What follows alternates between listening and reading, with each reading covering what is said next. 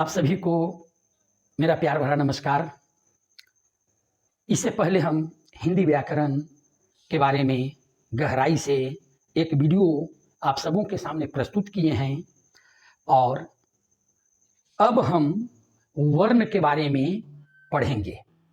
आप सबों से आग्रह है कि इस वीडियो को देखने के पहले अगले वीडियो जो व्याकरण क्या है उसको अवश्य देखें। क्रमबद्ध देखेंगे तो आपको ज़्यादा समझ में आएगा।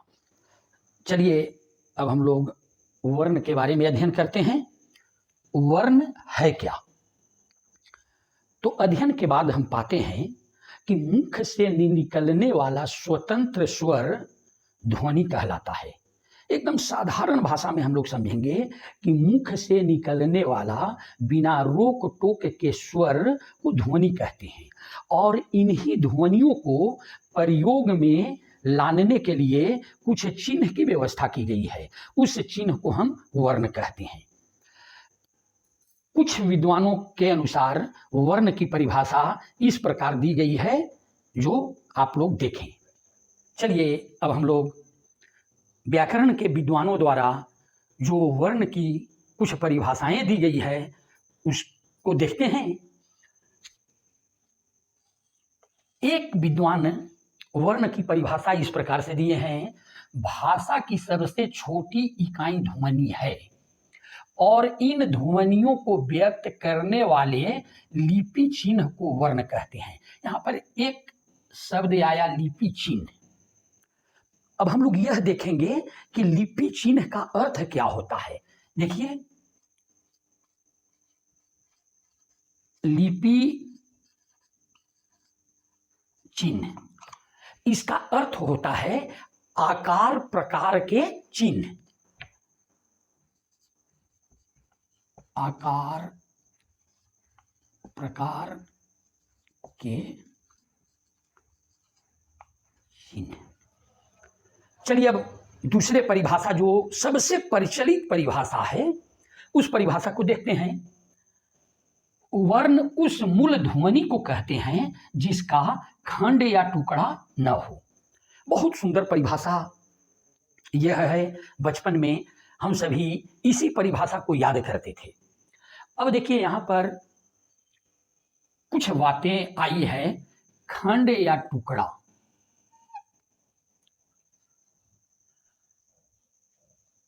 तो नोट देख लीजिए, हिंदी साहित्य में अर्थ के आधार पर वर्ण को अक्षर भी कहते हैं।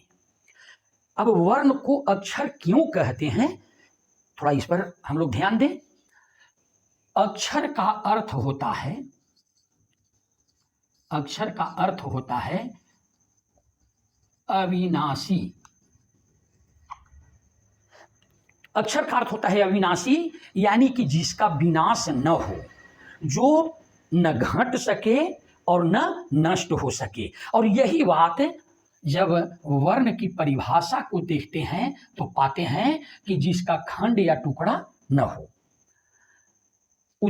जैसे उदाहरण के लिए क, ख, ग, घ, अ, ई। यहां पर देखिए क के नीचे हम हलंत का प्रयोग किए हैं। क प्लस अ के मेल से बना है।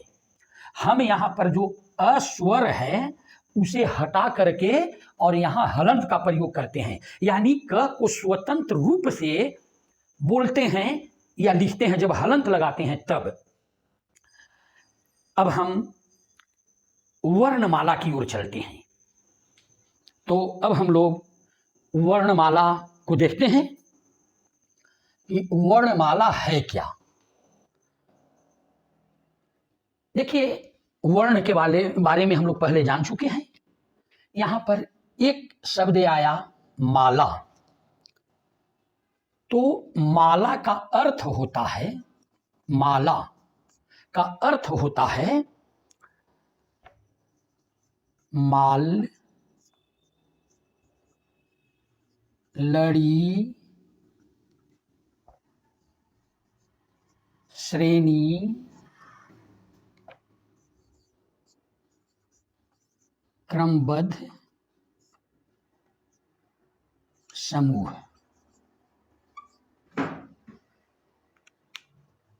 अब देखिए, माला का अर्थ होता है माल, लड़ी, श्रेणी, क्रमबद्ध और समूह। यहां पर एक अर्थ समूह भी है। तो वर्णमाला के परिभाषा स्पष्ट हो जाता है कि वर्णों के समूह को वर्णमाला कहते हैं। कुछ विद्वान वर्णमाला के परिभाषा इस प्रकार से दिए हैं। वर्णों के उच्चारण समूह को वर्णमाला कहते हैं, या वर्णों के व्यवस्थित समूह को वर्णमाला कहते हैं, या वर्णों को क्रमबद्ध लिखने के ढंग को वर्णमाला कहते हैं। देखिए, यह तीनों परिभाषा एक ही है। आपको जो याद हो उसको परीक्षा में लिख सकते हैं, इससे कोई दिक्कत नहीं होगी। अब हम यह जानेंगे कि वर्णमाला में कितने वर्ण होते हैं। तो जब हम इसका अध्ययन करते हैं तो पाते हैं कि वर्णमाला में 52 वर्ण होते हैं, और वर्ण को मुख्यतः 2 भागों में बांटा गया है। पहला स्वर वर्ण और दूसरा व्यंजन वर्ण। लेकिन आधुनिक हिंदी व्याकरण के विद्वान अयोगवाह को भी वर्ण का एक प्रकार मानते हैं, इसलिए कि अयोगवाह न तो स्वर में है और ना ही व्यंजन में। चलिए, अब हम एक तालिका के अनुसार पूरे 52 वर्ण को देखते हैं। तो अब हम लोग वर्णमाला में जो 52 वर्ण होते हैं उसको इस तालिका के माध्यम से समझते हैं। देखें, वर्ण को मुख्यतः 2 भागों में बांटा गया है, स्वर वर्ण और व्यंजन वर्ण। लेकिन आधुनिक विद्वान अयोगवाह को भी वर्ण के प्रकार में शामिल किए हैं। उस हिसाब से वर्णों का 3 प्रकार होते हैं। पहला है स्वर वर्ण, दूसरा अयोगवाह, तीसरा व्यंजन वर्ण। अब हम देखते हैं कि स्वर वर्ण में 11 वर्ण हैं, अयोगवाह में 2 और व्यंजन वर्ण में 39, टोटल 52 हुए। अब इस आंकड़ा को आप स्क्रीनशॉट ले लीजिए, फिर हम समझाते हैं।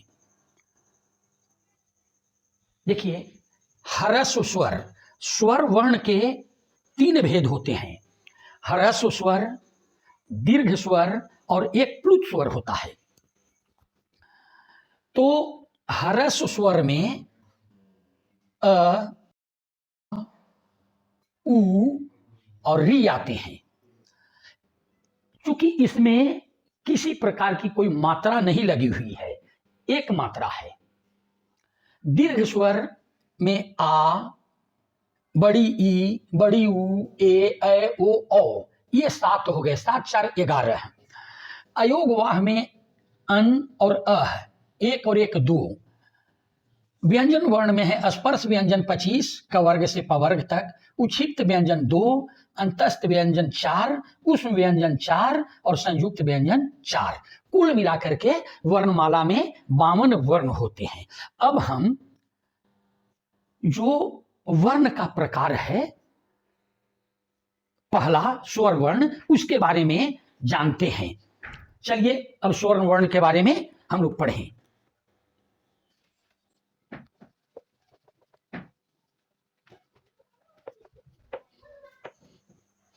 अब हम लोग स्वर वर्ण के बारे में जानेंगे कि आखिर स्वर वर्ण है क्या। तो हम इसके परिभाषा की ओर चलते हैं। जिन वर्णों के उच्चारण में वायु बिना अवरोध के बाहर निकलती है उसे स्वर वर्ण कहते हैं। जैसे अ, आ, छोटी ई, बड़ी ई, हर्षौ, दीर्घौ, ए, ओ और औ। कुल संख्या इनकी है 11। लेकिन जब हम स्वर वर्ण के मात्रा के रूप में देखते हैं तो इनकी मात्रा 10 हो जाती है। जैसे अ का कोई मात्रा नहीं है, और उसके बाद में आ का मात्रा है, छोटी ई का मात्रा है, बड़ी ई की मात्रा है, छोटा ऊ की मात्रा है, बड़ा ऊ की मात्रा है, ऋषि में री का मात्रा है, ए का मात्रा है, अ का मात्रा है, ओ का मात्रा है, और का मात्रा है। यह 10 होते हैं। लेकिन एक आगत स्वर भी है जिसका अभी हिंदी साहित्य में धड़ल्ले से उसका प्रयोग किया जा रहा है। वह आगत स्वर जो है वह है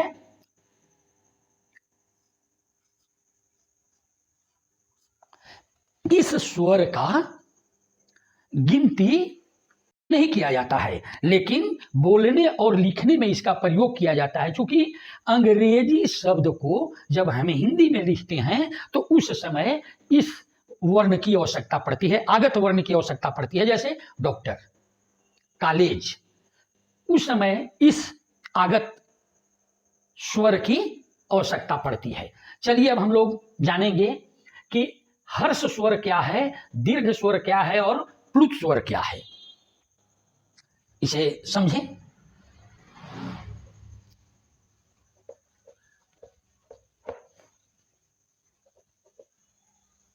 तो अब हम लोग ह्रस्व स्वर के बारे में जानते हैं कि ह्रस्व स्वर है क्या। तो जिन स्वरों को बोलने में कम समय लगता हो उसे ह्रस्व स्वर कहते हैं। जैसे लिख दें अ, छोटी ई, छोटा ऊ और री। अब देखिए, जब यहाँ एक चीज और समझने की बात है कि यह री जो है उसको जब हम ह्रस्व में लिखे तो री का दीर्घ रूप भी होना चाहिए, लेकिन दीर्घ रूप का प्रयोग हिंदी साहित्य में नहीं किया जाता है। उसका प्रयोग सिर्फ संस्कृत में होता है। देखिए, अब हम यह जाने कि ह्रस्व स्वर को और किन किन नामों से जाना जाता है। तो ह्रस्व स्वर को मूल स्वर, कम समय लग रहा है तो लघु स्वर, और एक मात्रा का स्वर है इसलिए एक मात्रिक स्वर भी कहते हैं। ह्रस्व स्वर के बारे में हम लोग जान गए। अब चलें कि दीर्घ स्वर क्या है। तो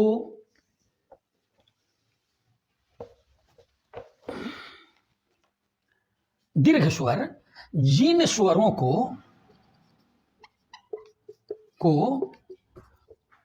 बोलने में मूल स्वर, ह्रस्व को मूल भी कहते हैं, मूल स्वर से दुगना समय लगे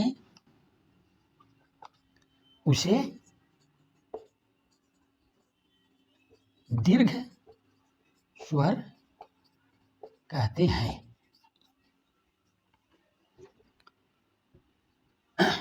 देखिए, ह्रस्व में था उसको एक मात्रा लगा हुआ था। दीर्घ में है जैसे आ, बड़ी ई, बड़ा ऊ, ए, ऐ, ओ, औ। ये जो हैं दीर्घ स्वर हैं, इसमें मात्रा लगा हुआ है। और परिभाषा भी कह रहा है कि जिन स्वरों को बोलने में मूल स्वर से दुगना समय लगे उसे दीर्घ स्वर कहते हैं। तो अब और एक चीज हम लोग जाने कि दीर्घ स्वर को और किन किन नामों से जाना जाता है। तो दीर्घ स्वर को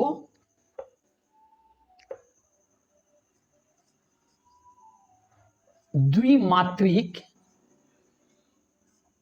स्वर भी कहा जाता है। दो मात्रा है और इसे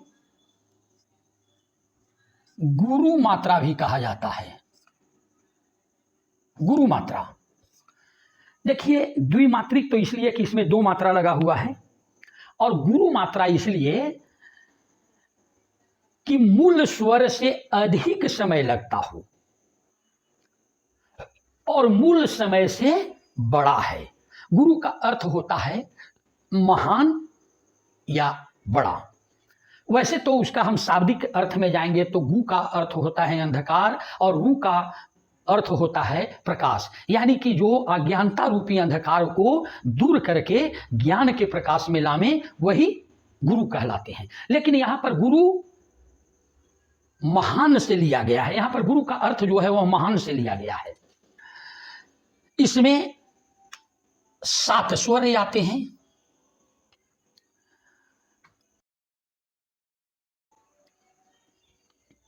अब हम लोग चलें प्लुत स्वर के बारे में कि प्लुत स्वर है क्या।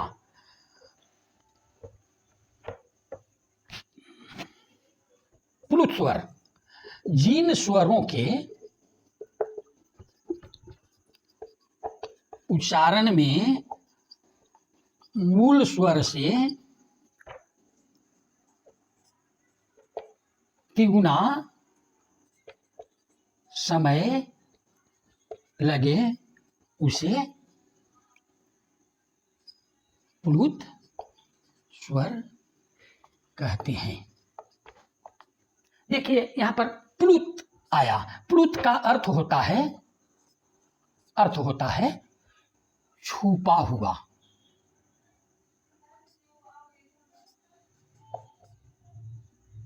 छुपा हुआ।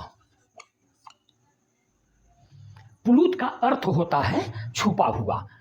तो प्लुत स्वर का जो चिन्ह है, प्लुत स्वर का जो चिन्ह है वह अंग्रेजी के एस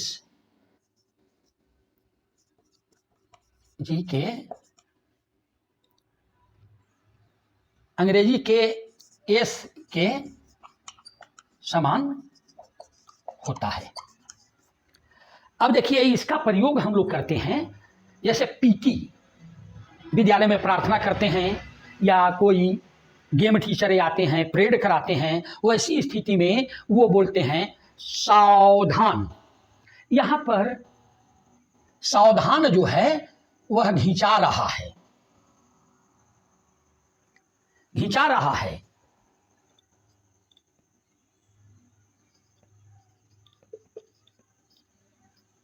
लेकिन यह जो है तीसरा स्वर जो है वह छुपा हुआ है, इसलिए इसको हम लोग लिखने में ऐसे ही लिखते हैं। तो जिन स्वरों के उच्चारण में मूल स्वर से तिगुना समय लगे उसे हम प्लुत स्वर कहते हैं। सावधान, जैसे उम का उच्चारण में भी स्वर जो है वह ज्यादा घिंचा रहा है। अब हम एक चीज और जानेंगे, आगत स्वर। आगत स्वर, तो आगत स्वर जो है वह विदेशी स्वर है। जैसे जब कोई हम अंग्रेजी शब्द को हिंदी में लिखते हैं तो उस समय यह आगत स्वर की आवश्यकता पड़ती है। इसका चिन्ह होता है, इसे वर्णमाला में गिनती नहीं की जाती है। इससे शब्द बनते हैं डॉक्टर, कॉलेज, डॉल इत्यादि। अब हम लोग अयोगवाह के बारे में जाने। अयोगवाह है क्या? अब हम लोग अयोगवाह को देखते हैं। अयोगवाह किसे कहते हैं?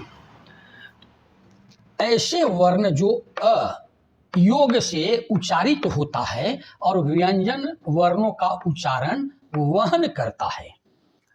देखिए अब हम अयोगवाह को देखते हैं कि इसका अर्थ क्या होता है।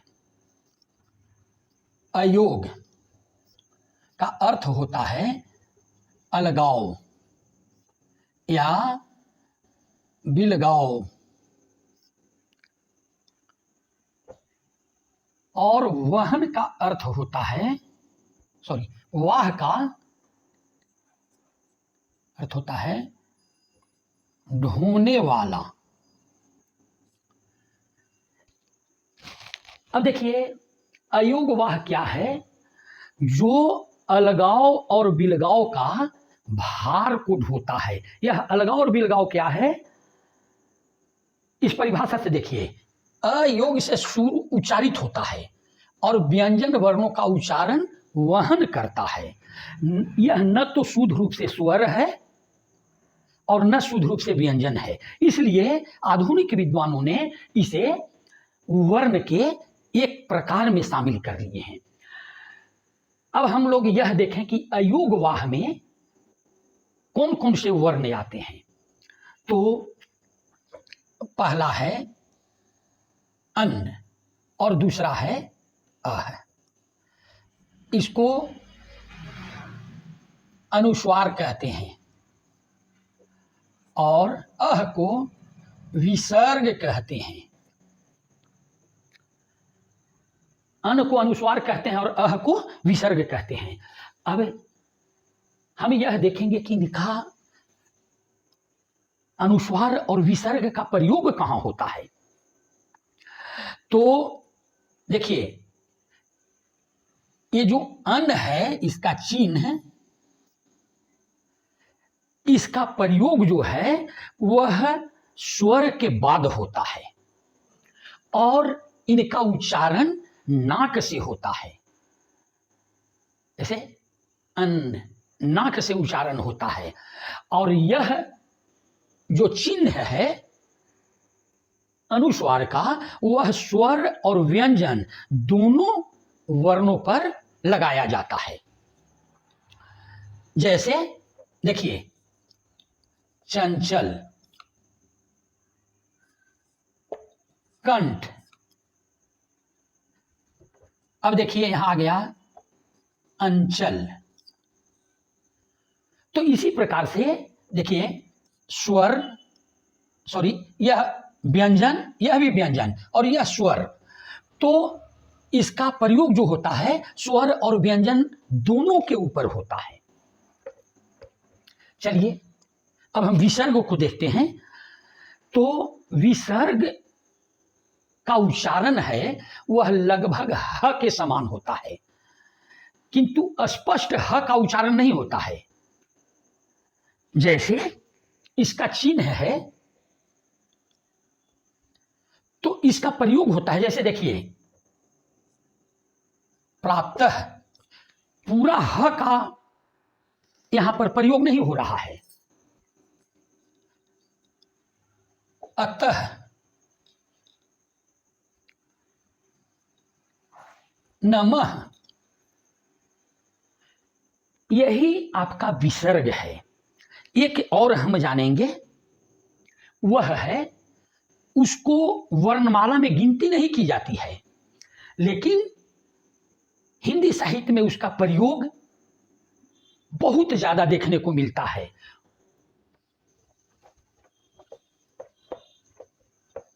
वह है चंद्रबिंदु।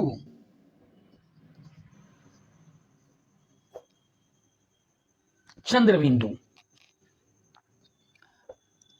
इसका चिन्ह है ये। अब हम इसका प्रयोग करते हैं, जैसे आंख,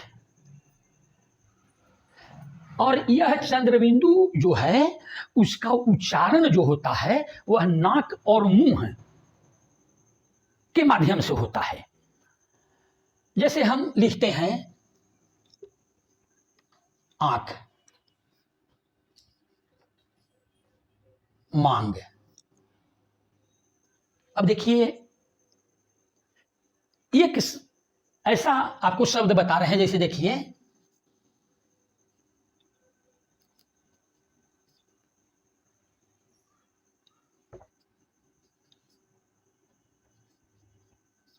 यही अंतर है हंस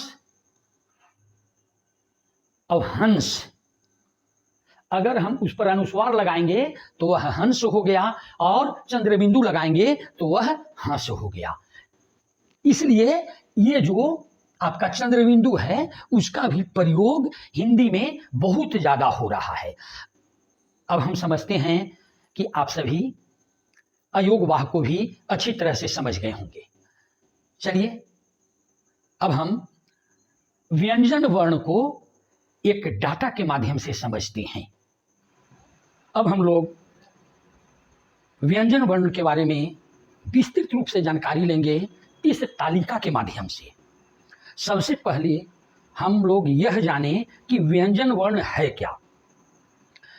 तो जिन वर्णों के उच्चारण में स्वरों की सहायता ली जाती हो और मुंह से वायु जो है वह घर्षण के साथ निकलती हो, उसे हम व्यंजन वर्ण कहते हैं।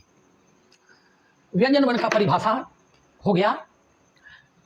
अब देखिए, व्यंजन वर्ण को हम पहले स्पर्श व्यंजन में ले चलते हैं। स्पर्श व्यंजन, तो स्पर्श व्यंजनों की संख्या है 25 और स्पर्श व्यंजन के तहत आते हैं कवर्ग, चवर्ग, टवर्ग, तवर्ग और पवर्ग। यह 25 जो हैं वह स्पर्श व्यंजन के अंतर्गत आते हैं। और जब यह वर्ग के तहत आता है तो स्पर्श व्यंजन का एक नाम वर्गीय व्यंजन भी कहा जाता है। और कवर्ग, चवर्ग, टवर्ग, तवर्ग और पवर्ग का पंचमा अक्षर ये हैं। ये पांचों पंचमा अक्षर हैं। पंचमा अक्षर को अनुनासिक वर्ण भी कहते हैं। पंचमा अक्षर को अनुनासिक वर्ण इसलिए कहते हैं कि इनका उच्चारण मुख के साथ नाक से भी होता है। मुख से भी थोड़ा और नाक से भी थोड़ा उच्चारण होता है, इसलिए इनका नामकरण अनुनासिक वर्ण किया गया है। अब देखिए, हम लोग स्पर्श व्यंजन में कुछ और बातों को देखते हैं। जैसे देखिए, चवर्ग के अंतर्गत जो चार हैं क, च, छ, ज और झ, इसको स्पर्श संघर्षी कहते हैं। स्पर्श संघर्षी का मतलब होता है कि मुंह से जो वायु निकलती है बोलने के क्रम में, वह स्पर्श करते हुए संघर्ष के साथ निकलती है। इसलिए यह जो चार वर्ण हैं च, छ, ज, झ, इसको स्पर्श संघर्षी कहते हैं। अब हम लोग फिर स्पर्श व्यंजन में ही चलते हैं। तो ट, ठ, ड, ढ, अण जो टवर्ग के अंतर्गत आते हैं, इसको कठोर व्यंजन भी कहा जाता है, इसलिए कि इसके उच्चारण में लचीलापन नहीं है। आगे हम लोग बढ़ते हैं। अड़ और ढ, इसको उच्छित व्यंजन कहते हैं। उच्छित का मतलब होता है कि ऊपर फेंका हुआ। उच्छित का अर्थ होता है ऊपर फेंका हुआ। इनके उच्चारण जब होता है तो जीभ जो है उच्चारण के समय एक झटके में ऊपर की ओर चला जाता है, इसलिए इनको उच्छित व्यंजन कहते हैं। और इन वर्णों के नीचे बिंदु लगा हुआ है, इसलिए इनका एक नाम तल बिंदु व्यंजन भी है। और इसका दो अर्थ निकलता है, दो गुण है। जैसे देखिए, यहां इससे शब्द बनाएंगे तो डमरू, लेकिन अगर इससे शब्द बनाएंगे तो जैसे बनाए हम सड़क, तो यहां पर अड़ का उच्चारण हो जाता है, इसलिए इन्हें द्विगुण व्यंजन भी कहते हैं। अब तीसरा है अंतस्थ व्यंजन। अंतस्थ का अर्थ होता है बीच का। इसमें आते हैं य, र, ल, व। तो इसका उच्चारण करते समय जो है वायु पूर्णतः स्पर्श नहीं करता है। वायु जो निकलती है वह हमारा जो जीभ है वह पूर्ण रूप से स्पर्श न करते हुए निकलता है बाहर, इसलिए इसको हम कहते हैं अंतस्थ व्यंजन, माने बीच से, न ज्यादा ऊपर और न ज्यादा नीचे, बीच से वायु निकलता है। और तनावी स, मूर्धनी स, दंते स, ह को उष्म व्यंजन करते हैं। उष्म का मतलब होता है गर्मी। अर्थात इनके उच्चारण में मुख से जो हवा निकलती है वह गर्म हवा निकलती है। इस उष्म व्यंजन को एक और नाम से जानते हैं, वह है संघर्षी व्यंजन। गर्म हवा तो निकलती है लेकिन मुख से जो हमारे कंठ, जिह्वा, ये सारे जो हैं उनसे स्पर्श करते हुए निकलती है और संघर्ष भी करती है। फिर उसके बाद में हम जानेंगे संयुक्त व्यंजन। संयुक्त का मतलब होता है जुड़ा हुआ, मिला हुआ, लगा हुआ, सटा हुआ।